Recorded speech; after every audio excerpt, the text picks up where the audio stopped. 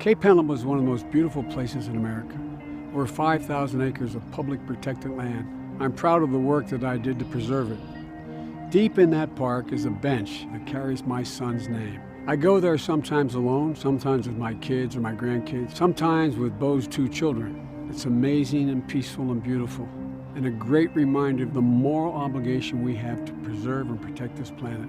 You know, there is no more urgent crisis facing this nation or the world than the threat posed by climate change. We know it, we see it, in increasing frequency of extreme weather, rising sea levels, warming temperatures, shrinking snow cover and ice sheets and glaciers. NASA tells us the scientific evidence is unequivocal. And our military leaders tell us that climate change will be one of the biggest causes of instability and world conflict in the future. And yet, President Trump refuses to see it.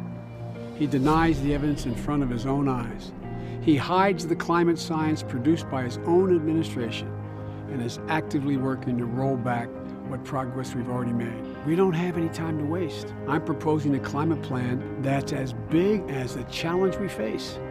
It's honest, scientifically based, with aggressive national goals and international leadership from us. It addresses both the threat and the opportunity posed by climate change. I call my plan a clean energy revolution. It has 3 parts. First, meeting the challenge of a warming planet. Second, seizing the opportunity to create new technologies and millions of new good-paying jobs. And third, leading the world, because this is a worldwide problem, not just an American problem. First, meeting the challenge. As president, I will use every authority available to me. I will accept no half measures, and I will make it clear in this election that if you vote for me, you're voting for a mandate for Congress to pass my climate plan. Quite frankly, we need to put the fear of God into Congress that they will lose their seats if they do not act. Overall, my plan invests $1.7 trillion in securing our future so that by 2050, the United States will be 100% clean energy generated economy with net zero emission. I will start on day 1 when I reissue every executive order in the Obama-Biden administration that has been reversed by President Trump. Second, seizing the opportunity.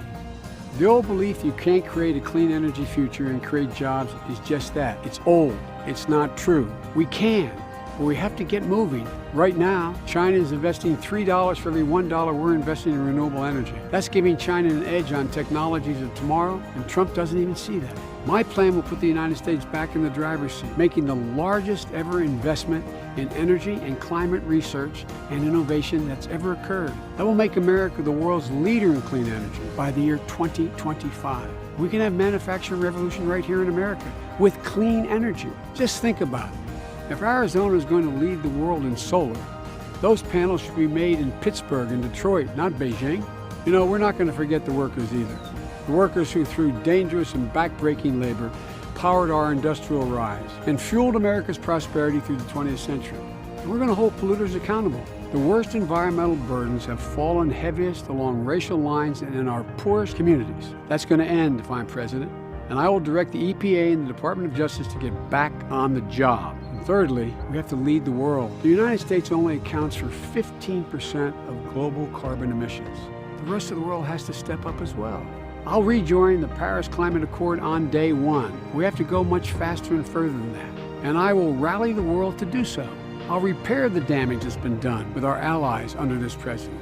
I have personal relations with nearly every world leader, and I will use those relationships to convene a climate world summit in America with the top emitters of greenhouse gases on the planet. We're going to reclaim America's global climate leadership, rallying other nations to follow our example and raise their emissions targets. For more than 3 decades, I've led in this issue. I wrote one of the first climate change bills ever introduced in the United States Senate.